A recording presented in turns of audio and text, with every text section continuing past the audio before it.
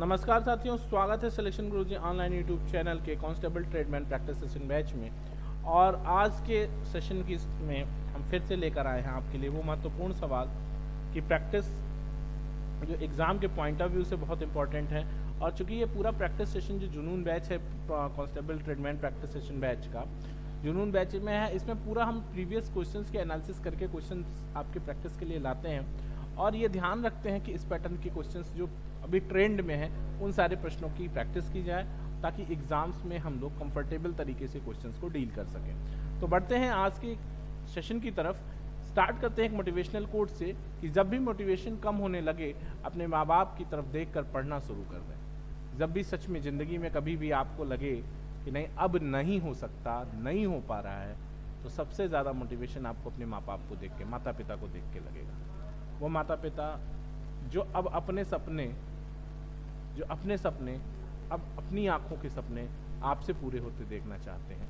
वो माता पिता जो दिन रात सिर्फ इसलिए लगे हैं क्योंकि उनके जीवन का तो अर्धांश बीत गया। अब वो सारा जीवन जो भी बचा हुआ उनका शेष जीवन है वो सिर्फ आपके लिए जी रहे हैं। उनका जीवन अब अपने लिए स्वयं के लिए रह ही नहीं गया। तो जब भी आपको लगे कि नहीं अब गिव अप कर देना है, अब छोड़ देना है, एक बार अपने माँ बाप के संघर्ष को, अपने माता पिता के संघर्ष को, स्वयं के प्रति उनके समर्पण को आप जब महसूस करेंगे, देखेंगे, तो फिर से आपको मोटिवेशन मिल जाए कि नहीं यार, भागना नहीं है, छोड़ना नहीं है, लग जाना है, अब की बार निकाल लेना है। तो स्टार्ट करते हैं सवालों की सीरीज। पहला क्वेश्चन ध्यान दीजिएगा, आसान से सवाल, परसेंटेज और प्रॉफिट लॉस के क्वेश्चन से कह सकते हैं। कह रहे हैं कि यदि एक बिल पर देखें 25%, एक बिल पर दी गई 35% की कटौती, एक बिल पर 35% की कटौती और उत्तरोत्तर 20% की दो कटौतियों का अंतर 22 रुपए है, तो बिल की राशि क्या है? ध्यान देना, एक डिस्काउंट 35% का है, एक डिस्काउंट 35% का है, एक डिस्काउंट 35% का है और एक डिस्काउंट 20% के दो कॉन्सेक्यूटिव डिस्काउंट है। तो दो क्रमागत छूटों का समतुल्य छूट होगा x + y - xy/100, यानी 20 + 20 - 20 × 20/100, यानी 40 - 4 = 36%। और ये कितना था? 35%। तो डिफरेंस कितना हो गया? 1%। और 1% बराबर अगर 22 है तो 100% बराबर कितना हो गया? 2200। ये आपका आंसर। ठीक है, कोई तकलीफ नहीं। अगला क्वेश्चन ध्यान दीजिएगा, कह रहे हैं कि ए बी की तुलना में 30% अधिक सक्षम है। ए बी की तुलना में 30% अधिक सक्षम है और वह अकेला एक कार्य को 23 दिन में कर सकता है। तदनुसार ए और बी मिलकर वही कार्य कितने दिनों में कर सकते हैं? समझने की कोशिश करना कि ए और बी की दक्षता या क्षमता कह सकते हैं। क्षमता बता रहे हैं कि ए बी से 30% अधिक सक्षम है, यानी बी अगर किसी काम को 10 दिन में कर सकता है तो ए उसको क्षमता 30 है, दिन नहीं है, क्षमता है। यानी एक दिन में अगर बी 10 काम कर सकता है तो बी 13 काम कर सकता है। क्षमता का मतलब क्या होता है? प्रतिदिन किया गया कार्य। ध्यान दीजिएगा, क्षमता का मतलब होता है प्रतिदिन का कार्य। अब कह रहे हैं ए अकेला एक कार्य 23 दिनों में कर सकता है। अगर ए किसी काम को 23 दिन में करता है, एक दिन में 13 काम करेगा और बी एक दिन में 10 काम करेगा। और कह रहे हैं कि ए अकेला किसी काम को 23 दिन में कर सकता है, तो पूरा काम कितना हो गया? पूरा काम हो गया बराबर 13 × 23।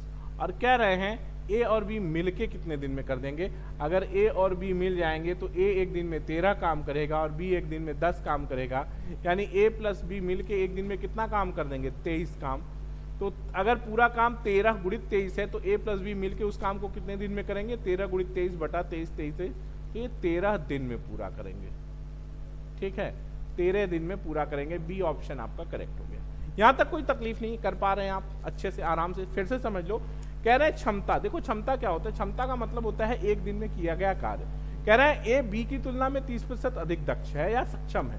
तो अगर बी कोई काम, बी एक दिन में अगर 10 काम कर सकता है तो ए उसी एक दिन में कितना काम कर पाएगा? 13 काम कर पाएगा। यही क्षमता अधिक का मतलब है। अब कह रहे हैं ए अगर एक दिन में 13 काम कर रहा है और ए किसी काम को 23 दिन में समाप्त कर देता है, तो एक दिन में 13 काम और 23 दिन में करेगा तो 13 गुणित 23 पूरा काम हो गया।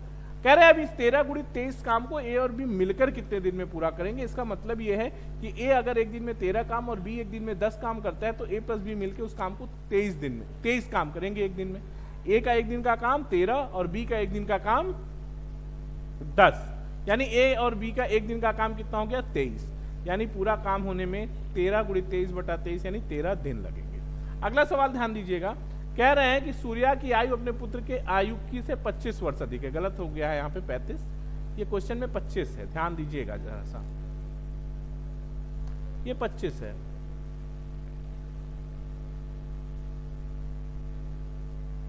पच्चीस वर्ष अधिक है, 5 वर्ष बाद वह अपने पुत्र की आयु का दोगुना हो जाएगा। 5 वर्ष बाद वह अपने पुत्र की आयु का दोगुना हो जाएगा।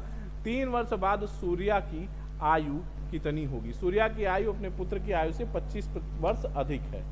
ठीक है, मान लेते हैं पुत्र की आयु x है,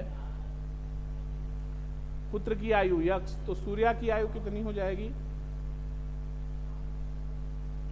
सूर्या की आयु x + 25 हो जाएगी। 5 वर्ष बाद यानी x + 5 और x + 30, सूर्या की आयु दोगुनी हो जाएगी। सूर्या की आयु दोगुनी है यानी ये गुणित 2 बराबर 30, या 2x - x बराबर 30 - 5 यानी x बराबर 25, x बराबर 25 आ गया। अब पूछ रहे हैं कि 3 वर्ष बाद सूर्या की आयु क्या होगी। तो सूर्या की वर्तमान आयु कितनी हो जाएगी, 25 + 25 = 50, 3 = 53 ना। 3 वर्ष बाद सूर्या की आयु x 25 आ गया, x 20 आ गया। 1 मिनट, सॉरी यार, 5 × 5 = 10 घटेगा, यहां से 10 घटेगा तो कितना आ जाएगा 20, x 20 आ गया। तो सूर्या की वर्तमान आयु कितनी हो गई, सूर्या हो गया x + 25, x + 25 का मतलब 25 + 20 = 45 हो गया। और 3 वर्ष बाद पूछ रहे हैं तो 3 जोड़ दीजिए 48 साल, ये आपका आंसर हो गया। यहां तक कोई तकलीफ नहीं है। अगला क्वेश्चन ध्यान दीजिएगा, सिंपल सा सवाल है कि ABC किसी व्यापार में क्रमशः 5 संबंधी 6 संबंधी 8 के अनुपात में लाभ प्राप्त करते हैं तथा वे जितने समय के लिए व्यापार में रहे उसमें 3 संबंधी 2 संबंधी 5 का अनुपात है, उन्होंने किस अनुपात में पूंजी निवेश किया। बहुत सिंपल सवाल समझने की कोशिश करना कि जो डिस्ट्रीब्यूशन है, जो रेशियो दे रहे हैं वो क्या किसका किसका दे रहे हैं, प्रॉफिट का दे रहे हैं और टाइम का दे रहे हैं। एक बात जान लेना, पूंजी बराबर होता, लाभ बराबर होता है पूंजी गुणित समय, पूंजी गुणित समय, पूंजी गुणित समय। पूंजी का निवेश का तो उन्होंने किस अनुपात, तो पूंजी बराबर हो जाएगा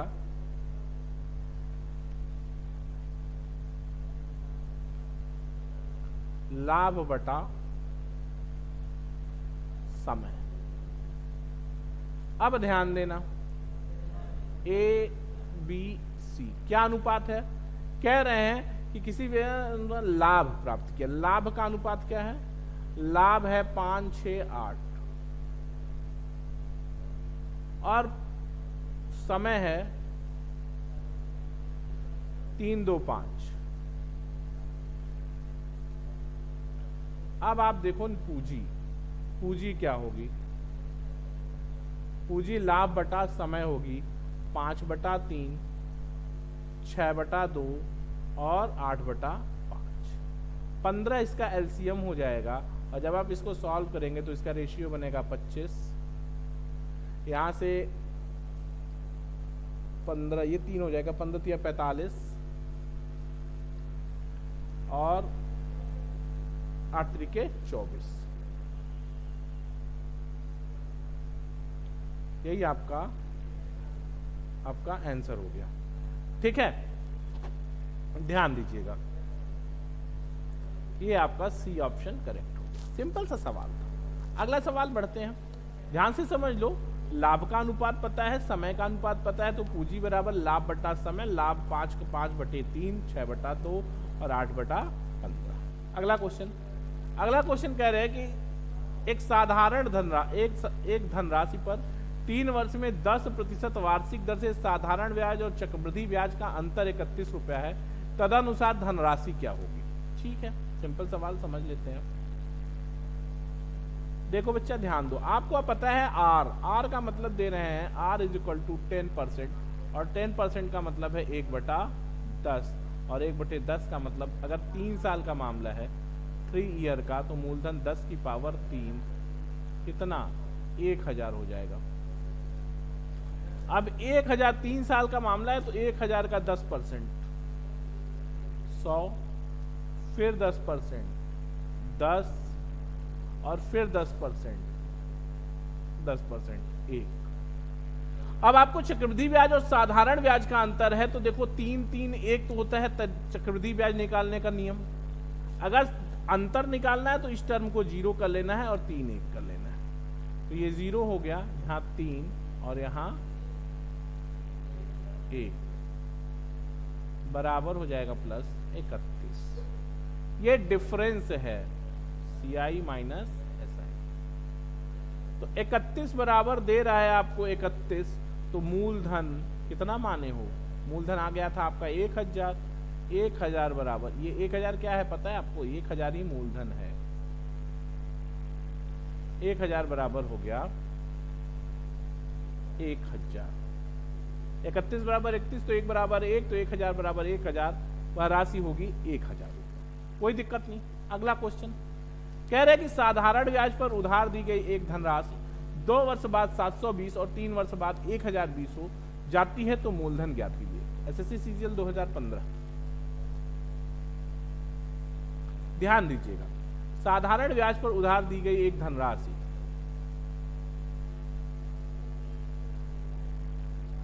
5 साल में कितनी हो जाती है दोस्त, 5 साल में 1020 और 2 साल में 720, यानी 3 साल का जो अंतर है वो कितना है 300। ये 3 साल का ब्याज है, और साधारण ब्याज हर साल बराबर होता है, तो हर साल ब्याज कितना मिलेगा, 1 साल में 3 साल में 300 ब्याज, तो 2 साल में गुरु कितना ब्याज होगा, 200 ब्याज होगा। और अगर 2 साल के ब्याज के साथ 720 रुपया मिश्र धन है, कह रहे हैं ना साधारण ब्याज पर उधार दी गई धनराशि 2 वर्ष बाद 720 हो जाती है, तो 2 साल में ब्याज कितना पा रही है 200, तो 720 रुपए में 200 रुपया ब्याज है, तो 200 घटा दोगे तो मूलधन कितना आ जाएगा, ये 2 साल का क्या है अमाउंट है, और ये 2 साल का इंटरेस्ट है, घटा देंगे तो 2 साल पूर्व का प्रिंसिपल 720 रुपया। डी ऑप्शन सही हो जाएगा। समझ गए बात को कि नहीं। 5 साल में 1020, 2 साल में 720, यानी 3 साल में 720 से बढ़ के 1020 हुआ, यानी 3 साल में 300 रुपए बढ़ा, यानी ये ब्याज बढ़ा। तो 3 साल का ब्याज अगर 300 है तो हर साल का ब्याज बराबर होगा। क्यों? क्योंकि साधारण ब्याज हर साल बराबर होता है। तो 3 साल का ब्याज अगर 300 है तो 2 साल का ब्याज 200 होगा, और 720 रुपए 2 साल के बाद हुआ है, यानी इसमें 2 साल में 200 रुपया ब्याज इंक्लूड है, वो 200 निकाल देंगे तो आपको 520 रुपए आपका मूलधन प्राप्त हो जाएगा।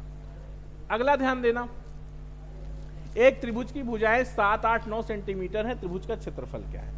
सिंपल सवाल है यार, s s minus a s minus b s minus c. ठीक,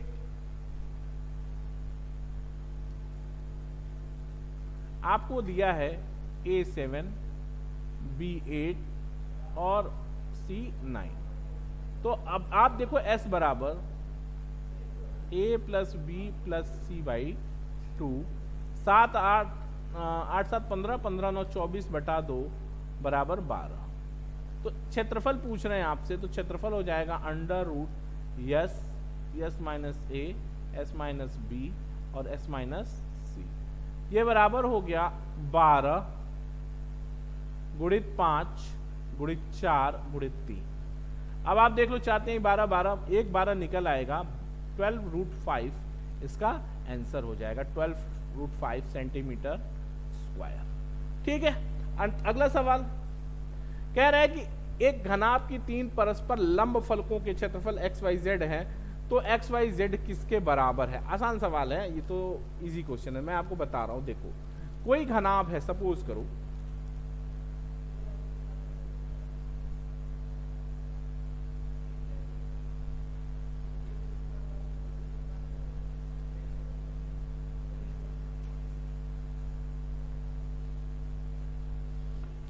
ये L है, ये B है और ये H है।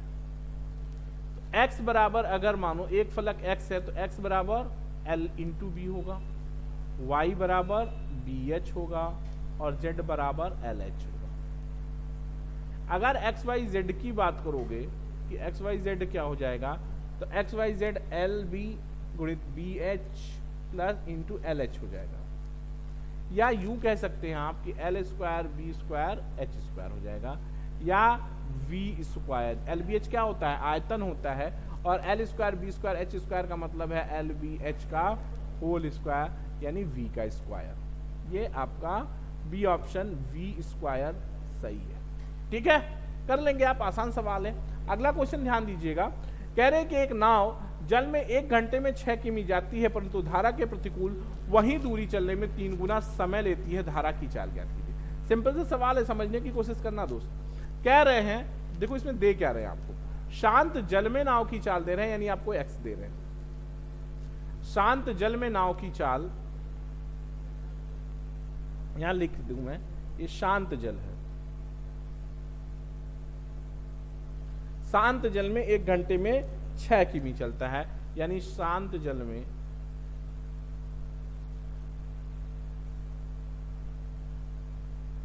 नाव की चाल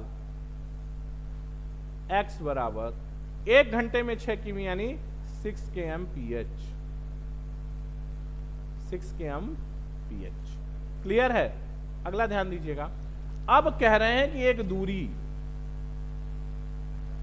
दूरी d, मान लीजिए पॉइंट P है और ये पॉइंट Q है, एक दूरी d है, धारा के साथ जाना है अगर, और मान लीजिए आप धारा की चाल क्या है,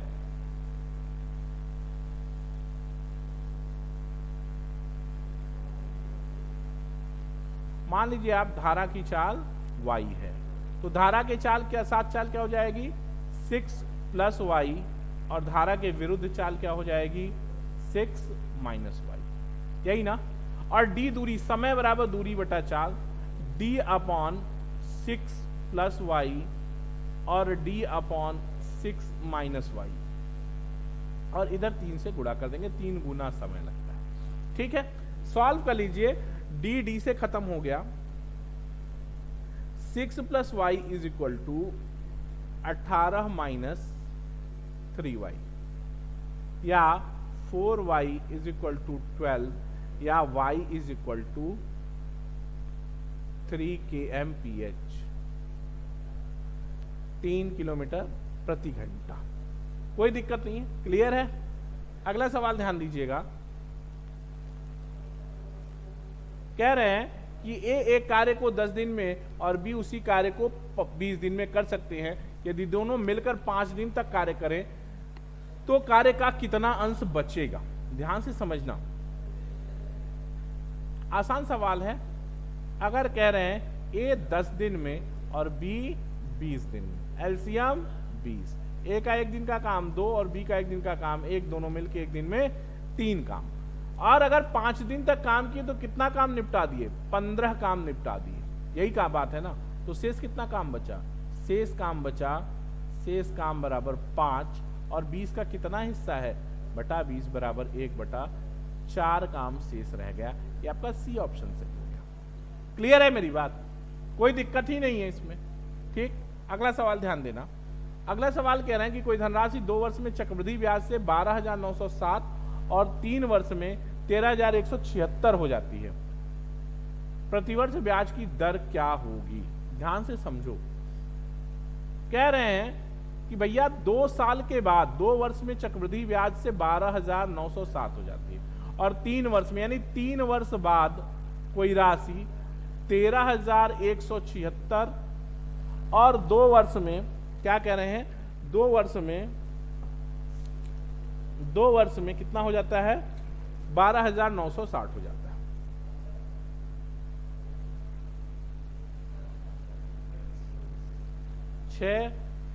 17 में से 6 गया 9, 16 और 216, यानी जो है ये 216 रुपए आपको तीसरे साल का ब्याज है।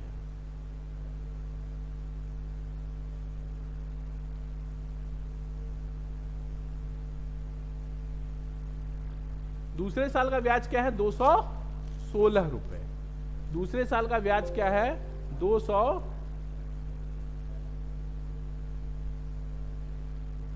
216 रुपए।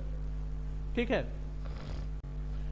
कह रहा तीसरे साल का ब्याज कितना हो गया? तीसरे साल का ये ब्याज है, ध्यान से समझना, 216 रुपए। अच्छा, 216 रुपए अगर तीसरे साल का ब्याज है दोस्त, तो ये 216 रुपए ब्याज मिला किस राशि पे है? 12,960 पे। ध्यान से समझो, यानी दूसरे भाई कह रहे हैं कि कोई धनराशि 2 वर्ष में चक्रवृद्धि ब्याज से 12,960 हो गई, तो तीसरे साल के लिए मूलधन क्या है? यही 12,960 है, और 12,960 के मूलधन पर 216 रुपए ब्याज मिला, तो ब्याज की दर बराबर क्या हो जाएगा? दर बराबर ब्याज बटा मूलधन 12,900, सॉरी यार 960 है। हाँ, ये मैं यहाँ किया 960, ये 960 है, ध्यान से समझ लेना। तो 12,960 गुणित 100, 0 0 से कैंसिल हो गया, 2 छक्के 6 बार कट जाएगा, यानी ये हो जाएगा कितना? 5/3, यानी 1 सही 2/3%। ये ऑप्शन सी सही हो गया, 1 सही 2/3%। ठीक है, यहां तक कोई तकलीफ नहीं। अगला क्वेश्चन ध्यान देना, कह रहे हैं कि गोपाल ने कृष्ण से 8,000 रुपए साधारण ब्याज पर उधार लिए, 3 वर्ष बाद उसमें मूलधन से 1440 अधिक भुगतान किया, ब्याज दर क्या है?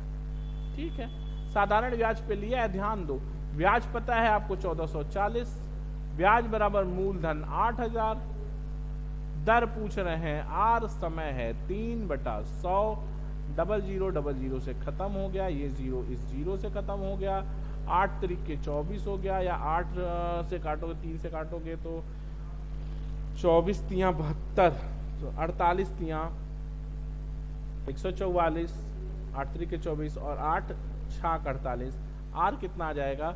6%। सॉल्व कर लेना, सिंपल सवाल है, कोई दिक्कत नहीं है कहीं भी। ठीक है ना। अगला क्वेश्चन ध्यान दीजिएगा, अगला क्वेश्चन करें कि एक वस्तु का अंकित मूल्य उसके लागत मूल्य से 40% अधिक है, तो 12% लाभ प्राप्त करने के लिए उस पर दी जाने वाली छूट की दर क्या होगी? बहुत सिंपल सवाल है, समझ लो क्या है। कह रहे हैं, क्या कह रहे हैं कि अगर सीपी मान लो 100 है, ठीक है, तो एमपी कितना हो गया? 40 ज्यादा अंकित करते हैं तो 140 हो गया। ठीक है, 12% का प्रॉफिट चाहिए तो बेचेंगे कितने में? 112 में। तो यहां से देखो अंकित मूल्य और बाकी, तो डिस्काउंट कितना हो गया? 28 का। 140 में डिस्काउंट 28 का, तो discount percent is equal to 28/140 गुणित 100, 14 दूनी 28, 10 दूनी 20%। आपका ए ऑप्शन सही हो गया। ठीक है, अगला क्वेश्चन ध्यान देते हैं। अगला क्वेश्चन, इसमें दिक्कत है तो फिर से समझ लो। कह रहे हैं कि एक वस्तु का अंकित मूल्य उसके लागत मूल्य से 40% अधिक है। अगर लागत मूल्य 100 है तो अंकित मूल्य 140, 12% लाभ पर बेचना है तो 100 रुपए की वस्तु को 112 में बेचेंगे, अंकित किया था 140 रुपए, बेचा है 112 रुपए में, यानी छूट कितने की दे दी? 28 रुपए की। और ये छूट किस पे दिया जाता है? छूट अंकित मूल्य पे दिया जाता है, तो छूट प्रतिशत बराबर छूट बटा अंकित मूल्य गुणित 100, 20%। कोई दिक्कत नहीं, आगे बढ़ते हैं। अगला क्वेश्चन है कि 7 क्रमिक विषम पूर्णांकों की श्रृंखला में पहले 7 पूर्णांकों का औसत 37 और अंतिम 37 है, संपूर्ण संख्या का औसत क्या है? ध्यान से समझना, 13 क्रमागत विषम पूर्णांक है, मतलब अगर पहला x है तो दूसरा x+2 है, तीसरा x+4 है, x+6 है, फिर x+8 है। कह रहे हैं कि 7 पूर्णांकों का औसत 1 2 3 4 5 6 और 7। अब इसमें देखो औसत क्या होगा, चूंकि क्रमागत संख्या है तो औसत हमेशा बीच वाली संख्या होगी, बीच में यही संख्या है, और इसका वैल्यू दे रहे हैं x+6 बराबर 37, यानी x बराबर 31। 31 से शुरू है। कह रहे हैं संपूर्ण संख्या का औसत क्या होगा। अब मेरी बात एक बात समझो कि 13 विषम पूर्णांक संख्याएं हैं, तो औसत कौन सा होगा, बीच वाली संख्या यानी छठवीं संख्या होगी, छठवीं नहीं सातवीं होगी। तो ये कितनी थी, चौथी, पांचवी, छठवीं, सातवीं, यानी x प्लस 12। इसके आगे डॉट डॉट डॉट चला जाएगा और कितना आ जाएगा, x प्लस 12। तो संपूर्ण संख्या का औसत